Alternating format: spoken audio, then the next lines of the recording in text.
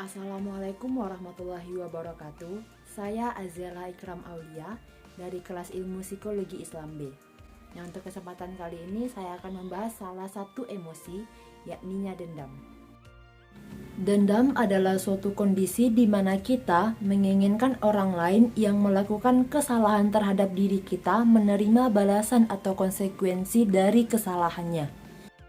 Dendam dalam bahasa Arab disebut juga dengan al-hiqdu. Menurut Al-Ghazali dalam kitabnya Ihya Ulumuddin Jilid 3 dijelaskan bahwa hikdu atau dendam berasal dari sifat pemarah. Pemarah atau ghadab itu terus dipelihara dan tidak segera diobati dengan memaafkan, maka akan menjadi dendam terhadap orang yang menyakiti kita. Kemudian, apa itu balas dendam? Balas dendam adalah aksi menyakiti sekaligus merugikan orang lain yang disebabkan karena perasaan kesal dan ingin membalas perilaku orang tertentu. Balas dendam adalah salah satu perasaan intens yang muncul untuk setiap manusia. Penyebab terjadinya dendam adalah kemarahan dalam diri seperti sakit hati. Sakit hati biasanya muncul karena seseorang mendapat perlakuan yang tidak sesuai dengan harapannya, sehingga ia merasa perlu untuk membalas agar merasa setara. Dari beberapa pembahasan di atas, maka perilaku pendendam dapat ditunjukkan dengan ciri pelaku tertentu. Pertama, tidak pernah merasa tenang. Dendam secara umum tidak bisa mengendalikan dirinya sendiri, sehingga akan cenderung marah dan menyalahkan orang lain, terutama ketika dia melihat orang-orang yang dia benci pada saat membuat kesalahan. Kedua, kesal dan ragu menerima kritik. Dendam tidak siap jika dikritik oleh orang lain karena merasa semua yang dia lakukan adalah benar dan enggan mengkritik. Hal ini akan cenderung menyamakan saran dengan kekonyolan yang mengganggu diri mereka sendiri. Kemudian, suka dengan kehidupan mewah. Balas dendam umumnya suka menyusun rencana untuk mengganggu orang yang dibenci dan sebagai sikap tidak peduli apakah kehidupannya yang sibuk telah membuang-buang waktu dan kehilangan hartanya. Sangat kejam. Orang yang pendendam biasanya bahagia ketika mereka berhasil dan melihat orang lain gagal.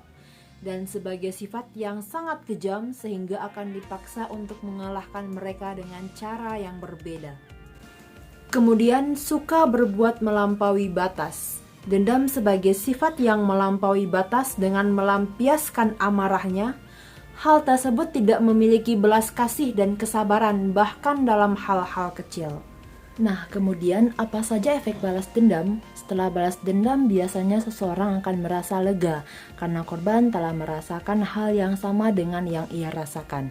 Padahal sebenarnya yang terjadi, karena balas dendam merupakan perasaan intens setiap manusia, maka kemungkinan besar korban akan kembali melakukan hal yang sama, sehingga terjadilah aksi balas dendam yang tak kunjung henti. Michael McCullough selaku Profesor Psikologi di University of Miami mengatakan, tindakan balas dendam tidak hanya berusaha untuk mencegah tindakan berbahaya bagi kedua pelaku kesalahan untuk saat ini, tetapi juga berbahaya di masa depan oleh orang lain. Sinyal peringatan bahwa Anda adalah seseorang yang tidak akan mentolerir perlakuan buruk. Psikoterapis yang berbasis di California, Beverly Engel berkata, ketika seseorang bertahan dalam fantasi balas dendam, dari waktu ke waktu mereka dapat mengembangkan kecemasan dan penyesalan, serta perasaan malu. Menurut Ali bin Abi Thalib, balas dendam terbaik adalah dengan menjadikan diri kita lebih baik lagi. Menurut Frank Sinatra, balas dendam terbaik adalah dengan kesuksesan besar dari diri kita. Dan terakhir, balas dendam terbaik adalah dengan memaafkan. Karena ketika seseorang telah memaafkan, maka tidak ada perasaan tidak setara yang harus disetarakan. Demikianlah penjelasan mengenai dendam yang dapat saya sampaikan. Karena dendam merupakan hal yang negatif dan dapat memicu perpecahan, alangkah lebih baiknya kita menjauhkan diri dari dendam dengan cara saling memaafkan. Sekian, terima kasih. Assalamualaikum warahmatullahi wabarakatuh.